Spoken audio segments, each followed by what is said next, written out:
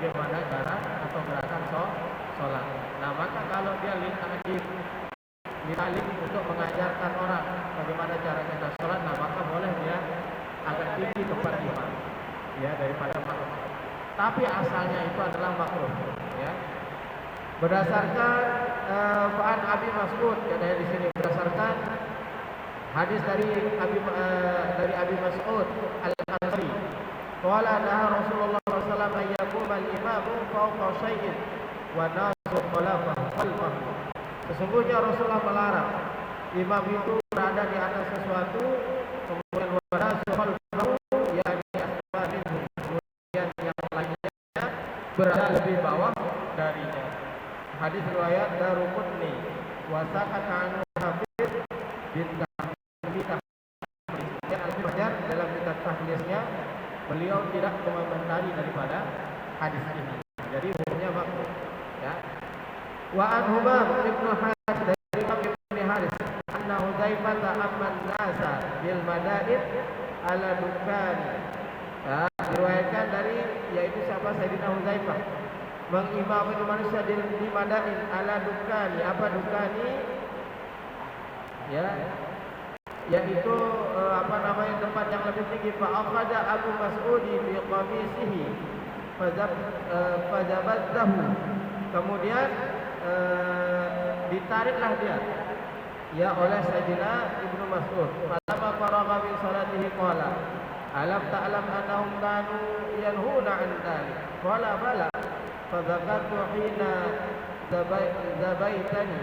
Ya, kemudian setelah selesai salat ya Ibnu Mas'ud mengatakan, apakah engkau tidak tahu bahwasanya Rasulullah melarang tentang hal ini? Qala bala, dia mengatakan iya. Fadzakartu hina jazabtani, maka aku menarikmu tadi untuk aku mengingatkanmu. Nah, jadi sebenarnya dari sekalian afdolnya posisi imam dan makmum itu rata, sejajar ya. Maksudnya itu tidak ada yang lebih tinggi. Nah, akan tetapi di sini dikatakan ya bahwa tadi itu yang saya sampaikan bahwa Rasulullah SAW itu pernah melakukannya. Ya, dikatakan di sini fa'inkan al-ibadi qaraban min ibadi ala ma'mumi fa'inahu la karahah hayra ilayhi fa'al al-sa'd as-sa'di. Akan tetapi imam kalau tempatnya lebih tinggi daripada makmum, maka dia tidak makruh, sebagaimana riwayat dari Sahal bin Sa'id, ra'aitu Nabi jalasa ala minbari awla yawma wudi'a faqabbara wa huwa alaihi thumma raqa thumma nazala al-qahqara al-mashi ila khalafa. Ya, kemudian muncul orang yang berjalan di belakang beliau. Wa sajada fi asli minbari, beliau tetap sujud di atas mimbarnya itu. Summa ada falamma faragha aqbala ala nasi, kemudian setelah selesai beliau kembalikan tubuhnya ke arah manusia.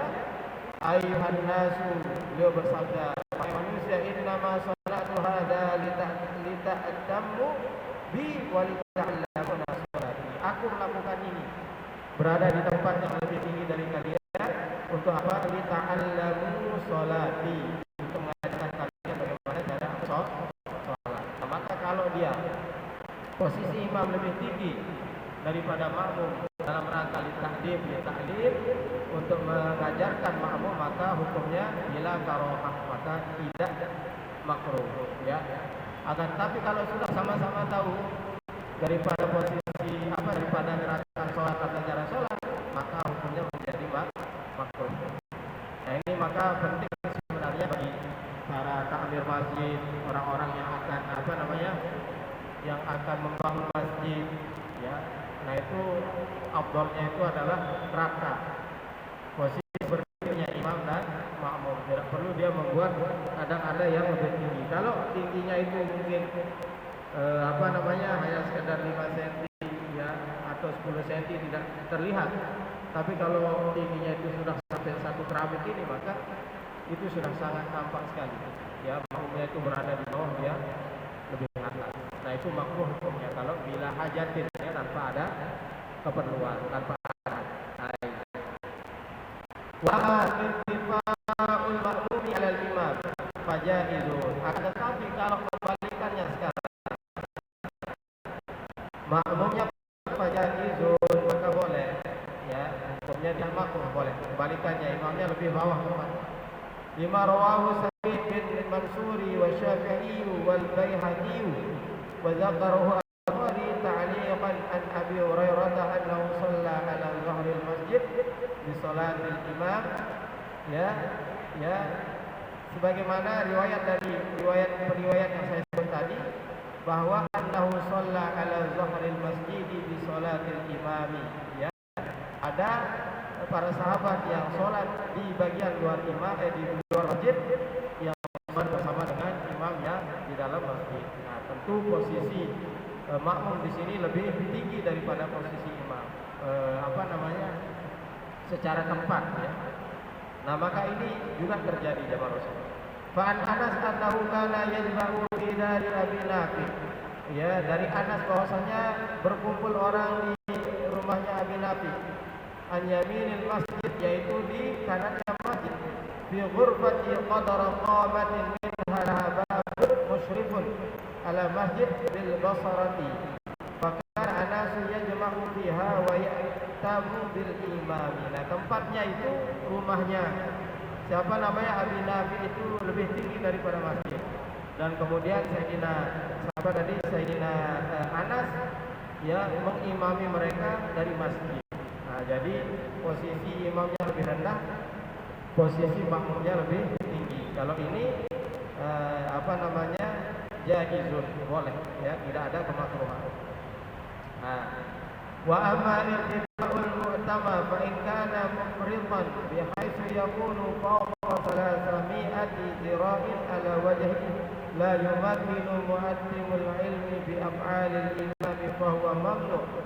Akan tetapi kalau tingginya itu sudah sangat tinggi sekali, fawqa 300 katanya ini, ya, di atas 300 diraq, di atas 300 hasta, maka hukumnya apa? Hukumnya adalah terlarang. Kenapa? Karena la yumkinul mu'attam, ya, mu'tam, tidak memungkinkan orang yang jadi makmum kita ala ilmi mengetahui bi af'alil imam, daripada apa yang dilakukan oleh imam. Nah, jadi kalau dia terlalu tinggi maka hukumnya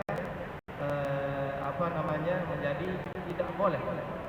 Bil asli jawazu hatta yaqumu dalilun ala man'i wa ya'uddu hadzal asla fi'lu Abi Hurairah al-madhkuru wa lam yunkiru alaihi. Nah, jadi dia hukumnya itu kembali ke makruh. Ya, kalau sampai dia imam tidak melihat gerakan dari makmum, tidak melihat imamnya, maka dia bisa-bisa nanti naik dia menjadi apa? Ya, menjadi tidak boleh haram karena tidak sah daripada imam dan makmumnya, ya, berjamaah. Nah, itu tentang sholatnya makmum dan imam yang berbeda posisi tingginya. Ada imamnya lebih tinggi dari makmum, imam ini makmum, makmumnya makmum.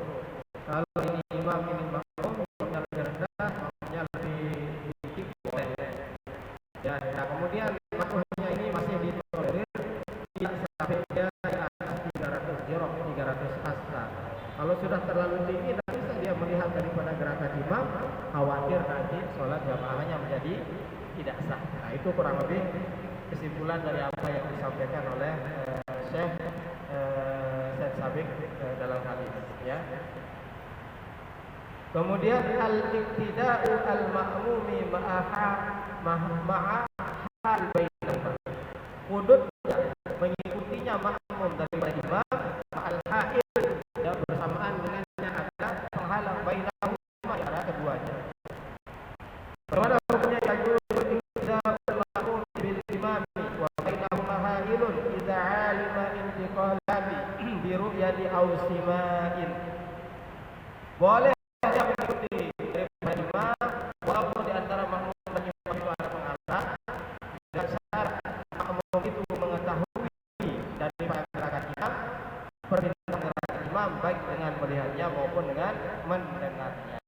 Nah, contoh kayak ini jamaah muslimah di sini, ya. Jamaah perempuan yang di sini, dan imamnya di sana ada hail. Hailnya artinya batal. Gimana di sini hukumnya boleh, sah dia. Kenapa? Asalkan dengan syarat dia mengetahui perpindahan gerakan imam baik dengan melihat maupun dengan mendengarnya. Nah itu dia. Ya. Kemudian qala al-Bukhari qala Hasan, berkata Imam Bukhari, berkata Hasan, la ba'sa, tidak apa-apa an tusalli wa bainaka wa bainahu nahran, kalian salat di antara engkau dengan orang itu ada nahran, ada sungai. Wa qala Abu Mirjal ya'tammu bil imami wa in kana bainahuma tariqun aw jidarun idza sami'a takbiratul ihram intaha. Maka boleh katanya berimam dengan imam walaupun di antara imam dengan makmum itu ada jalan yang memisahkan, ya, atau ada jidarun atau ada dinding. Idza sami'a takbiratul ihrami, dengan syarat dia mendengar takbiratul ihram daripada imam. Waqad taqaddama haditsu salatin Nabi sallallahu alaihi wasallam nasu ya'tamuna bihi min wara'i hujuratin yusalluna bi salatihi. Ya, sebagaimana hadis riwayat, ya, bahwa Rasulullah SAW salat wa nasu ya'tamuna bihi, kemudian orang-orang berimam kepada beliau min wara'il hujurati, dari belakang, ya, dinding, wa yusalluna bi salatihi, dan salat dengan salatnya baginda Rasulullah sallallahu alaihi wasallam, ya. Nah, akan tetapi dalam hal ini beliau tidak menjelaskan secara tafsir, secara rinci. Nah, kalau di kitab-kitab fikih para ulama itu dijelaskan itu sekalian, ya, tentang sah atau tidaknya imam dan makmum yang diantara mereka itu ada penghalang. Nah, sederhananya sah dia ketika penghalangnya itu tidak, ya, tidak menghalangi makmum itu bergerak menuju imam. Usulu ilal imam, katanya kalau di kitab fikih itu, nyampe dia ke imam daripada makmum ini baik dengan berjalan maju maupun dengan berjalan ke samping, ya, tidak dengan berjalan mundur. Nah, sekarang saya tanya di sini nih, bisa enggak ke imam, jalan ke imam kalau salat sini? Bisa enggak jalan ke imam? Nyampe enggak ke imam, posisi imam? Kalau kalian salatnya di sini. Bisa ditembus satu ini, hail ini? Nah, bisa ditembus apa enggak? Kalau tembok, kira-kira kalau tembok bisa enggak ditembus? Nah, bisa kan? Kalau kornea ini bisa.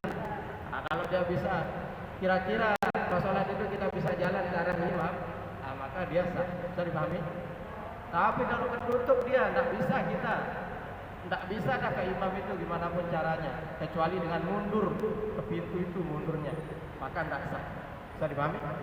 Nah, itu kalau dia ada hail, ya. Nah, kemudian bagaimana dengan masjid lantai 2? Masjid lantai 2. Nah, itulah kenapa jadi desain masjid itu bukan sembarang desain. Desain bukan sembarang desain, ya. Tapi desain itu ada kandungan fikihnya. Kalau masjid yang lantai 2, bagaimana desainnya kalau kalian lihat? Secara umum gimana desainnya? Ada apanya? Hah? Masjid lantai 2 itu ada apanya? Ada lubangnya. Ya. Pasti buat itu jamaah itu antara di kayak service center. Atau dia dimulai dari sepertiganya. Depannya itu bolong kan? Benar enggak? Enggak ada yang langsung tertutup sama sekali. Apa hikmahnya? Karena nanti bagian atas itu akan menampung makmum. Tadi sudah dijelaskan kalau imamnya lebih rendah daripada makmum, boleh, mutlak, tidak masalah. Nah, maka yang menjadi permasalahan adalah bisa tak imam itu makmum itu nyampe ke imam. Kalau ada lubangnya, bisa kira-kira dia nyampe ke imam itu kalau dia jalan. Kalau dia jalan maju, nyampe enggak ke imam itu? Nyampe kan, walaupun dia jatuh dulu.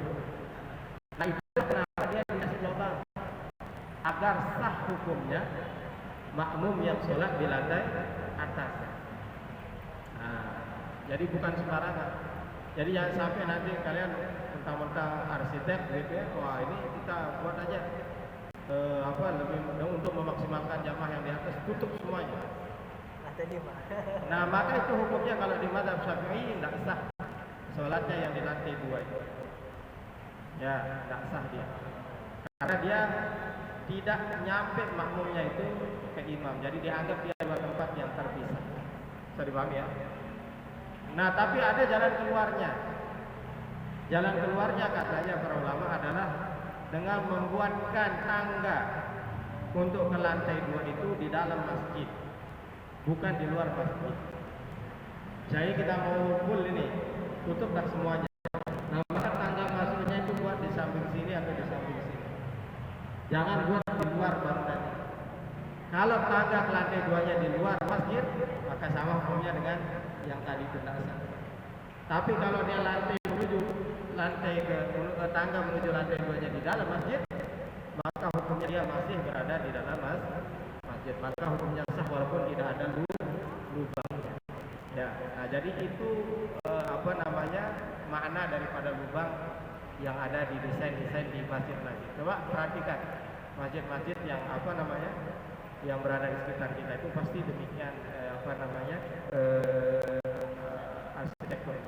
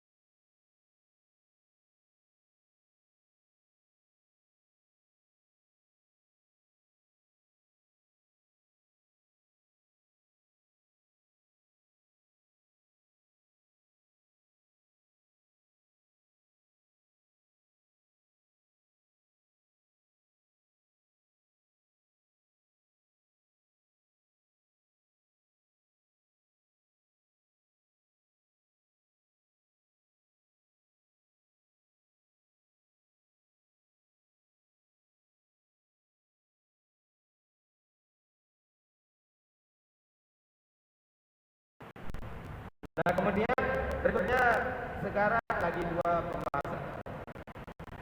Al-Istiqlal. Lil imami wa huwa fi sholati uzrun. Kalau kita sedang kemudian imamnya itu ada uzurnya. Ka'an qara'anahu muhdisun, makanya dia tahu bahwa dirinya berhadas. Aw sabaqahu al-hadatsu falahu ayatakhlifa ghairahu yuqbil sholata bil ma'mumin.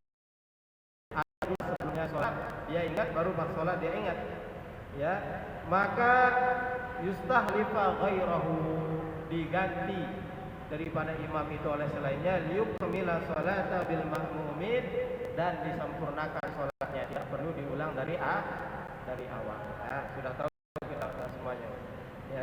Jadi kalau imamnya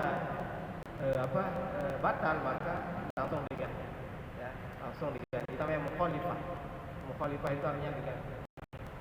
Nah, kemudian yang terakhir, man amma qauman yakrahunahu, ya, yaitu barang siapa yang mengimami kaumnya dan dia dibenci oleh kaumnya, maka kaumnya makruh.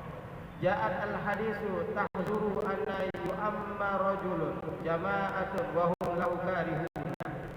Ada hadis yang menjelaskan bahwa orang yang mengimami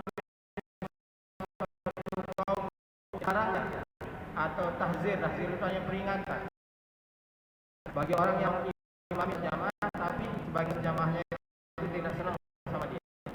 Wa yadu bil karahati ad-diniyati allati laha sababun syar'iyyun. Nah, yang membuat kita tidak senang itu adalah hal yang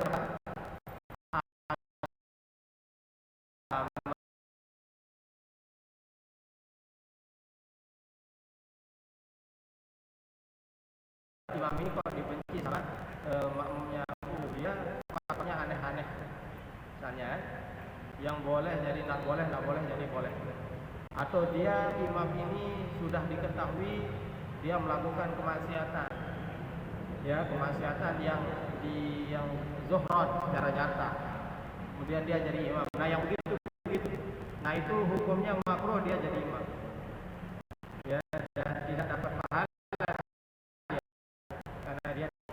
atau karena akhlaknya misalnya yang tercela. Bisa dipahami, ya.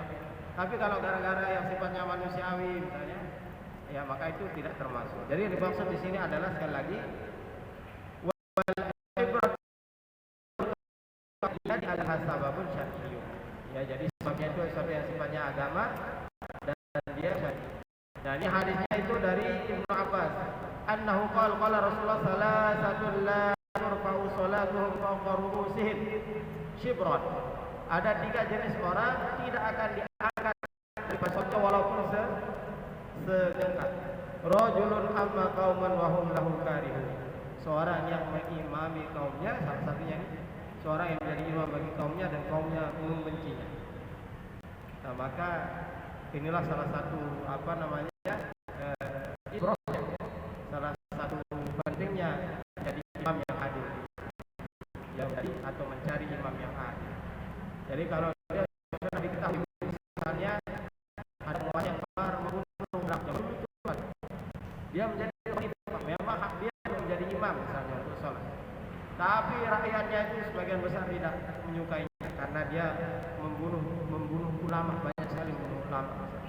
Nah, maka dia hukumnya makruh, tidak akan diangkat sholatnya walaupun sejengkal. Jadi tidak naik, tidak ada pahalanya, Pak, ya, luar biasa, ya.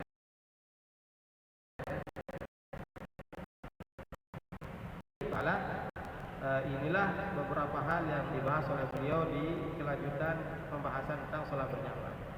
Nah, besok kita akan lanjutkan dengan mauqiful imami wal ma'mum, posisinya. Kalau dia sendiri di mana sholat, ya. Kalau dia berdua, laki-laki perempuan, kemudian laki-laki saja, kemudian ada anak kecil, di mana posisinya, insyaallah besok kita akan lanjutkan di pertemuan yang akan. Demikian dulu untuk sore hari ini. Wallahu a'lam. Saya kembalikan ke moderator.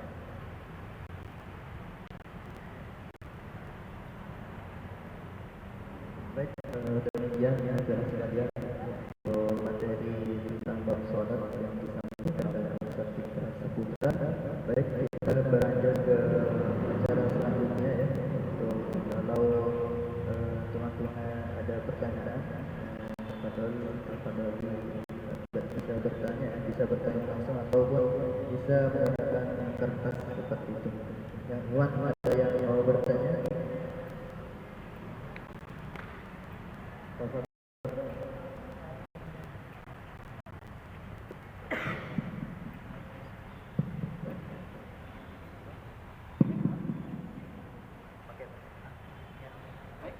Saya izin bertanya, bagaimana hukumnya jika makmum dia sengaja menunggu imamnya untuk baru dia ikut?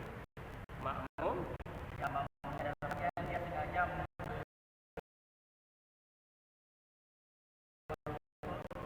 lalu dia sengaja dia melihat keadaan. Ya, modus. Ya. Keren. Baik, bisa langsung dijawab. Bagaimana hukumnya makmum yang dia dulu udah mulai takbiratul ihram ya, santai dulu sampai nunggu imamnya rukuk atau sambil ngobrol ya. Nah maka ini merugi ya. Kerugiannya itu dua. Yang pertama tidak mendapat karena apa? Karena dia takbiratul ihram bersama imam. Barang siapa yang takbiratul ihram bersama imam selama arba'ina auqatin dari 40 waktu, maka dia istaujaba alaihi, katanya diwajibkan dia, kata Allah SWT, dibebaskan dia minal munafik, dari sifat kemunafikan, minal nifaq, dari sifat kemunafikan. Itu salah satu keutamaan kita ikut takbiratul ihram bersama imam. Apa maksudnya? Yaitu ala mubasyarah, yaitu langsung Allahu Akbar, imam ya. Nah kalau orang yang kayak tadi kan tidak mendapatkan keutamaan. Bisa jadi ya awal kita karena dia tidak mendapatkan ya keutamaan melakukan sunnah yang dia tinggalkan. Apa sunnahnya? Pertama, tidak bisa ta'awuz. Yang kedua, tidak bisa baca iftitah ya. Yang ketiga, tidak bisa membaca Al-Fatihah bersama imam atau setelah imam. Nah itu banyak sekali keutamaan yang dia tinggalkan. Hukumnya makruh. Ya, simpulannya makruh. Makruh itu artinya karohah itu artinya sebaiknya tidak usah. Nah itu. Jadi hukumnya makruh. Yang afdal itu adalah ikut takbiratul ihram bersama imam. Ya, demikian. Allah. Dan jangan dijadikan kebiasaan. Itu adalah kebiasaan yang buruk. Ya. Baik, demikian untuk jawabannya. Selanjutnya kalau ada pertanyaan lagi teman-teman sekalian bisa ditanyakan lagi ya. Kalau ada kebingungan saat sholat seperti itu mungkin bisa ditanyakan. Yang kedua mungkin sudah pernah sekali kata Ustaz. Baik, mungkin dari Ani Ustaz, pertanyaan sedikit. Apakah ini termasuk sesuatu yang zolim ketika seorang imam misalkan tidak menggunakan pengeras suara, misalkan di masjid ini, nah imamnya tahu bahwa di belakang ada jemaah perempuan. Nah saat imam jadi imam seperti itu, dia tidak menggunakan pengeras suara. Pengeras suara ini itu membantu jemaah perempuan mendengar suara imam, agar mengetahui bagaimana jikalau imam itu mengetahui ada jemaah perempuan tapi tidak menggunakan pengeras suara, apakah itu termasuk zolim? Nah, jadi akibatnya itu nanti ketika misalkan imam sedang rukuk kemudian berdiri yang perempuan malah salah gerakan seperti itu karena tidak tahu, tidak mendengar suara imam. Bagaimana hukumnya atau bagaimana itu, apakah termasuk zolim atau bagaimana seperti itu? Ya betul. Ya jadi itu termasuk imam yang duna ilm, dia tidak memiliki ilmu, tidak berilmu. Ya kemarin itu di antara tingkat imam itu kan ada yang aqra'ahum, yang paling bagus bagus bacaannya. Kemudian yang paling yang paling mengetahui a'lam ilmu sunnah, a'lam sunnah, yang paling mengerti sunnah dalam hal ini yang mengerti hukum daripada salat berjamaah. Maka harus dipahami oleh imam. Jadi pakai pengeras suara itu bukan untuk ditahu bagus bacaannya, nah, tapi itu jadi sebagai isyarat bagi makmum yang di belakang, makmum perempuan atau sesuatu yang berada di agak pinggir yang tidak mendengar suara, apalagi imamnya agak kecil suaranya. Betul ya. Jadi ini salah satu bab daripada apa? Daripada ilmu bagi imam. Jadi imam itu juga ada ilmunya, itu juga makmum itu juga dari makmum itu ada ilmunya. Nah, maka salah satu ilmu berjamaah itu demikian. Nah, solusinya ya bagi jamaah perempuan boleh dia sedikit membuka daripada hail itu. Yang saya kayak di sini nanti buka begini, buka sedikit, nanti ada yang menjadi mubaliknya. Besok kita bahas tentang mubalik. Mubalik itu artinya yang apa namanya? Yang menjadi komandannya. Saya paling pinggir kan, dia yang melihat makmum lain. Nah, dia yang menjadi komandannya sehingga jamaah yang lain itu bisa mengikutinya.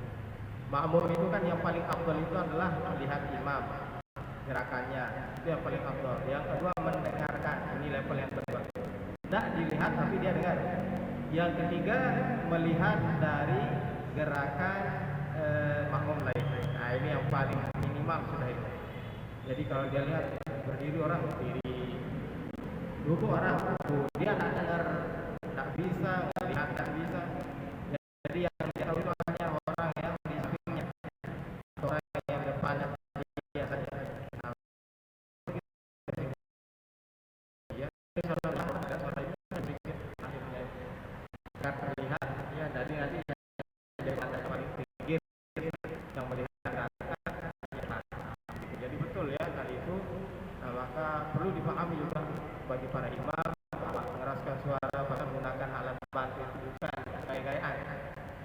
Ya bukan biar apa begitu, enggak, tapi itu adalah salah satu untuk alat agar kita diketahui gerakan oleh jamaah yang apa yang berada di belakang. Ya, ya. Wallahu a'lam. Cukup.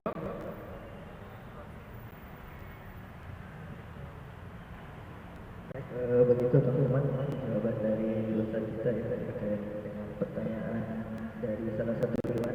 Baik, mungkin ada pertanyaan teman-teman sekalian dari sisi Ahwat bagaimana? Sudah cukup ada? Mungkin kita cukupkan sampai di sini teman-teman sekalian ya. Fikih sunnah telah disampaikan tadi bisa kita aplikasikan di kehidupan kita sehari-hari seperti itu. Baik, ana sampaikan jazakumullah khairan katsir kepada antum-antum yang sudah menyempatkan diri ya, untuk hadir di majelis ilmu yang sangat berkah seperti itu di masjidnya Allah Subhanahu wa taala. Semoga Allah membalas kebaikan antum-antum untuk hadir di sini seperti itu. Amin amin ya rabbal alamin. Baik, agak lebih berkahnya untuk acara kita sore hari ini kita sama-sama menutup dengan perkataan adalah doa kafaratul majlis.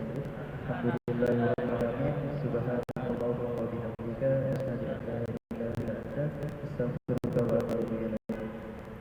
Assalamualaikum warahmatullahi wabarakatuh.